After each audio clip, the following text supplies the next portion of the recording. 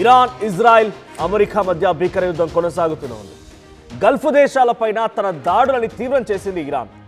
Gulf దేశాలపై దాడి చేయడం అంటే ఇక్కడ గల్ఫ్ దేశాల్లో ఉన్నటువంటి అమెరికా స్థావరాలపై దాడి చేయడం.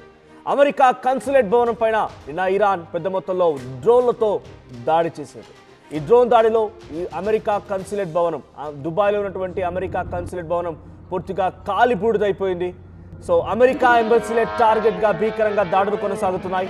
Riyadh, Kuwait, Baghdad, Bahrain, Saudi అరేబియాలోని అమెరికా రాయబార కార్యాలయాలపైన ఇప్పటికే డ్రోన్ దాడులు చేసిన ఇరాన్ ఇప్పుడు దుబాయ్లోని అమెరికా కన్సులేట్ భవనాలపైన కూడా దాడులు చేసింది. ఈ దాడిలో అమెరికా ఎంబసీ భవనాలు పూర్తిగా కుప్పకూలిపోతున్నాయి. దుబాయ్ ఎయిర్పోర్ట్ పైన ఇరాన్ మిసైల్స్ కురిపించింది.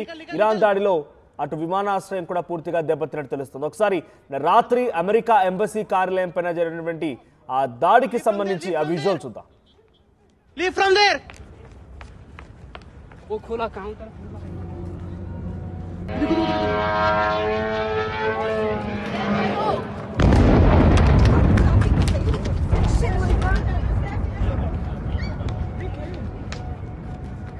शिट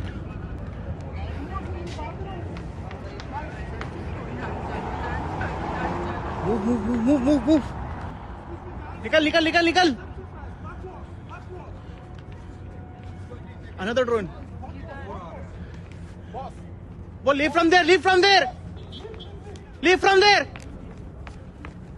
वो खोला काउंटर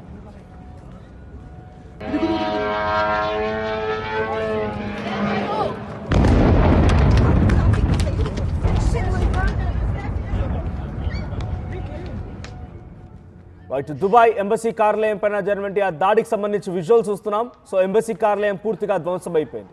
అటు బహ్రెయిన్, ఖతార్, తర్వాత ఇతర దేశాలకు సంబంధించి ఇతర ఇస్లామిక్ దేశాలకు సంబంధించినటువంటి అమెరికా కార్యాలయాల పైన, ఎయిర్ బేసెస్ పైన పెద్ద ఎత్తున ఇరాన్ విరుచుకుపడుతోంది. ఇక్కడ ప్రధానమైనటువంటి కారణం ఇరాన్, ఇజ్రాయెల్ మధ్య యుద్ధం జరిగినప్పుడు ఇజ్రాయెల్కి వ్యతిరేకంగా ఇరాన్కి సపోర్ట్గా నిలబడినటువంటి ఆ దేశాలు మొత్తం కూడా ఇప్పుడు అమెరికా ఈ వార్లోకి ఎంట్రీ ఇవ్వడంతో వెనక్కి తగ్గారు. అమెరికా ఎంట్రీ ఇవ్వడంతో వారంతా కూడా వెనక్కి అడుగు వేసి ఇప్పుడు ఇరాన్ పైన కాలు దువ్వుతున్నారు.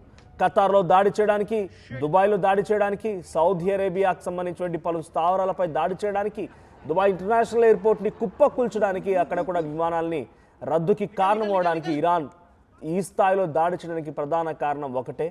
సో అక్కడ ఇరాన్ వ్యతిరేకంగా ఈ దేశాలన్నీ కూడా అమెరికాకు సహకరిస్తున్నాయనేటువంటి అనుమానం ఇరాన్లో కలుగుతోంది. ఈ దేశాలన్నీ కూడా అమెరికాకి తమ భూభాగంలో ఎయిర్ బేసెస్ ఇవ్వడం, తర్వాత ఇతరత్ర కార్యకలాపాలు చేసుకోవడం కోసం అవకాశం కల్పించడం, ఇవన్నీ కూడా ఇరాన్ని కొంత ఆగ్రహానికి గురి చేసింది.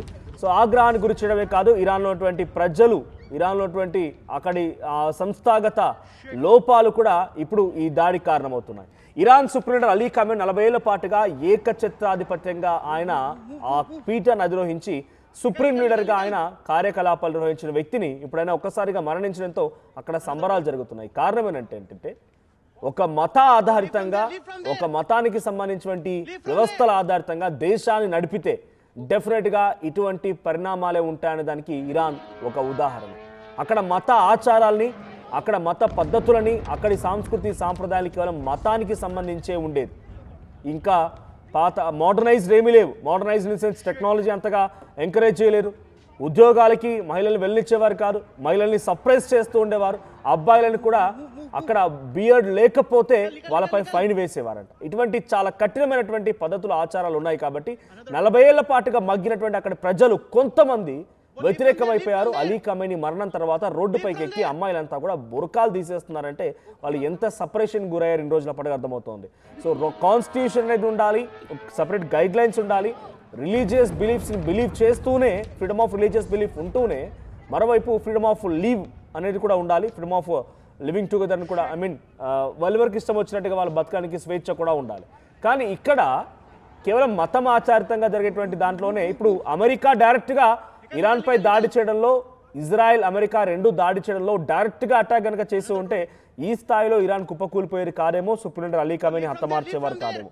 ఇరాన్లో ఉన్నటువంటి ఇంటర్నల్ పబ్లిక్ కూడా దీనికి సహకరించడం ఇరాన్లో అంతర్యుద్ధం రావడానికి వీళ్ళు ఇండైరెక్ట్ కారణం అవడం, అక్కడి ప్రజలు కూడా అమెరికాకి ఇజ్రాయెల్కి సహకరించడం.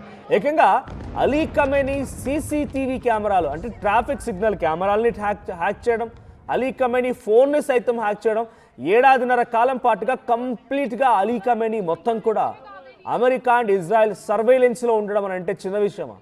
డెఫినెట్గా అంతర్గతంగా అక్కడ ఉన్నటువంటి ప్రజలు, అక్కడటువంటి కొంతమంది వ్యతిరేకవాదులు అందరూ కూడా ఆయనకు సహకరించి ఉంటారు ఇజ్రాయెల్ అమెరికాకి అనేది మాత్రం చాలా క్లియర్గా అర్థమవుతోంది. So one more big breaking news coming on here. So Iran supreme leader Ali Khamenei కుమారుడు ఇప్పుడు మళ్ళీ సుప్రీం లీడర్గా ఎన్నికైనట్టుగా ఇరాన్ ఇంటర్నేషనల్ మీడియా తెలుపుతోంది. మోజ్తబా ఖమేనీ ఇప్పుడు ఇరాన్ సుప్రీం లీడర్గా ఎన్నికయ్యారు. అలీ ఖమేనీ తర్వాత ఆయన ఇప్పుడు ఆ మోజ్తబానే ఇరాన్ సంబంధించినటువంటి దేశాన్ని లీడ్ చేయబోతున్నారు. సో మోజ్తబాను ఎన్నుకోవాలని ఆ దేశ మత పెద్దలు ఇస్లామిక్ రెవల్యూషనరీ గార్డ్స్ కార్ప్స్ ఒత్తిడి చేసినట్టుగా తెలుస్తోంది. ఇందుకే ఆయన ఆ అలీ ఖమేనీ తర్వాత మోజ్తబా ఖమేనీ ఇప్పుడు సుప్రీం లీడర్గా ఎన్నికైనట్టుగా ఇరాన్ ఇంటర్నేషనల్ మీడియా తెలుపుతోంది. సో ఆయన కుమారుడు తర్వాత ఇప్పుడు లీడ్ చేస్తున్న నేపథ్యంలో, ఆయన తర్వాత ఆయన కుమారుడు ఇప్పుడు లీడ్ చేస్తున్న నేపథ్యంలో అమెరికాని ఇజ్రాయెల్ని కట్టడి చేస్తారా, లేదా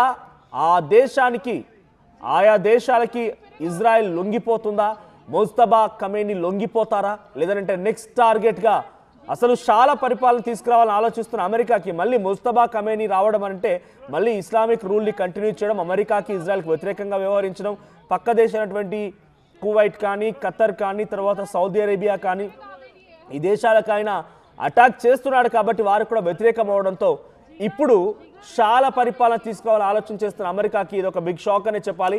అమెరికా కన్సులేట్ భవనాన్ని కూల్చడం ఒక బిగ్ షాక్ అయితే, ఇప్పుడు ఆయన తర్వాత ఇక ఖమేనీ పాలన అంతమవుతుందేమో అని చెప్పి ఆలోచించినటువంటి అమెరికాకి, పాలన తీసుకురావాలని ఆలోచించినటువంటి అమెరికాకి ఇది ఒక బిగ్ షాక్ అని చెప్పాలి. మోజ్తబా ఖమేనీ ఆయన సుప్రీం లీడర్ అలీ ఖమేనీ తర్వాత ఆయన సుప్రీం లీడర్గా ఎన్నుకున్నట్టు తెలుస్తోంది. సో ఏదేమైనా అమెరికా పైన ఇప్పుడు డైరెక్ట్గా ఇరాన్ రంగంలోకి దిగి దాడులు చేస్తోంది. స్ట్రైట్ ఆఫ్ హార్మోజ్ని పూర్తిగా క్లోజ్ చేసింది. కొన్ని వేల షిప్పులు ఆయిల్ కంటైనర్ ఎక్కడెక్కడ ఆగిపోయాయి. అటు చైనాకి, ఇండియాకి, జపాన్కి, సౌత్ కొరియా లాంటి దేశాలకు వెళ్ళేటువంటి ఎక్స్పోర్టెడ్ షిప్స్ అన్ని కూడా ఎక్కడెక్కడ ఆగిపోయాయి. స్ట్రైట్ ఆఫ్ హార్మోజ్ మొత్తాన్ని కూడా క్లోజ్ చేశారు. ఒక చెక్ పోస్ట్ మాదిరిగా దాన్ని క్లోజ్ చేయడంతో, ఇక్కడెక్కడ నావిగేషన్ని క్లోజ్ చేయడంతో కోబ్రా V8 అండ్ సయ్యద్ 4 ఇవి అద్భుతమైనటువంటి ఇరాన్ దగ్గర ఒక టెక్నాలజీ సంబంధించినటువంటి వెపన్స్ ఇవి. సో ఈ రాడార్ సిస్టమ్ మొత్తం దెబ్బతీస్తాయి. అమెరికా రాడార్ సిస్టమ్ దెబ్బతీయడం కానీ, శాటిలైట్ని పూర్తిగా హ్యాక్ చేయడం కానీ, వైఫై అంటే ప్రతి నెట్వర్కింగ్ని కూడా పూర్తిగా హ్యాక్ చేయడంతో ఇప్పుడు ఆ షిప్స్ ఏవైతే ఉన్నాయో నావిగేషన్ లేక ఎక్కడికక్కడ నిలిచిపోయాయి. నావిగేషన్ రూట్స్ అర్థం కావడం లేదు. సో నావిగేషన్ లేకపోవడంతో ఎక్కడికక్కడ ఈ షిప్పులు నిలిచిపోవడంతో సో ప్రెజెంట్ అక్కడ ఆయిల్ ప్రైజెస్ పెరిగే అవకాశం ఉంది. ముఖ్యంగా యూరోపియన్ కంట్రీస్ పైన పెద్ద ఎఫెక్ట్ పడే అవకాశం కూడా ఉంది. European countries is completely organised and maintain through the oils only. అంటే ఇక్కడ ఆయిల్స్ ద్వారా ఎందుకు ఆర్గనైజ్ అవ్వబడుతున్నాయి, ఆయిల్ ద్వారా ఎందుకు మెయింటైన్ అవ్వబోతున్నాయి అంటే అక్కడ నివాసాలకు కూడా ఈ ఆయిల్ అనేది చాలా కీలకం. బికాస్ దే యూజ్ జనరేటర్స్ కానీ, లేదంటే ఎక్కువగా హీటర్స్ యూజ్ చేస్తూ ఉంటారు ప్రతి ఇంట్లో కూడా.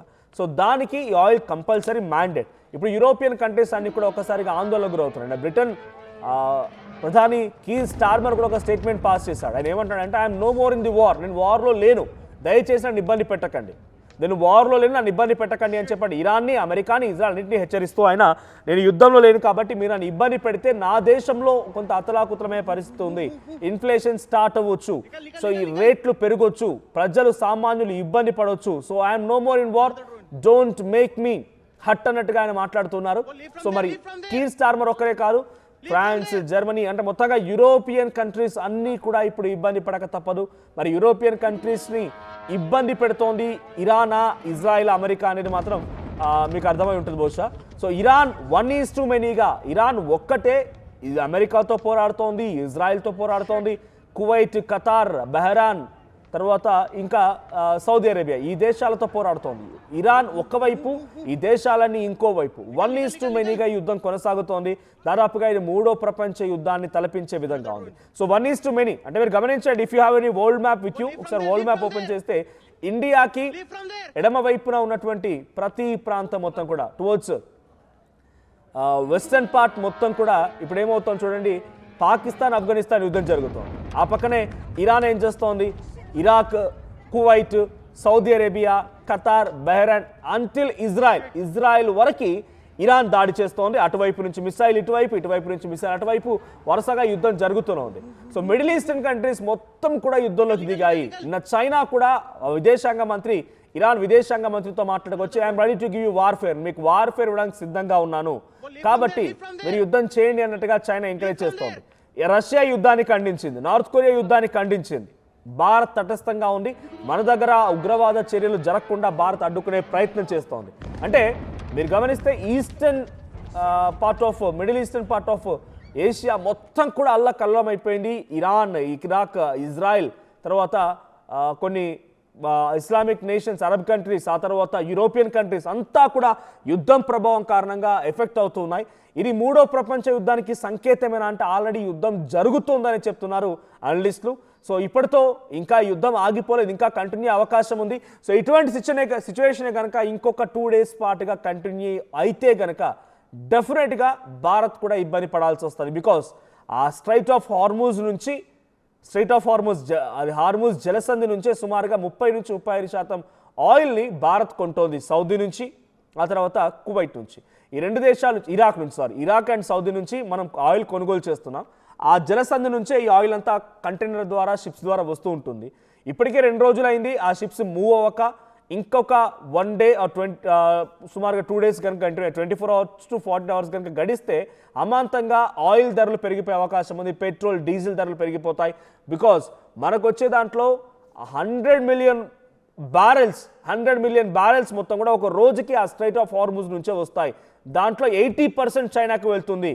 మనం 30-35% మనం కొనుగోలు చేసే దాంట్లో అక్కడి నుంచి వస్తుంది.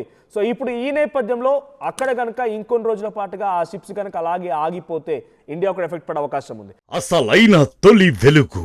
ఫాలో వాట్సాప్ @తొలి వెలుగు అఫీషియల్.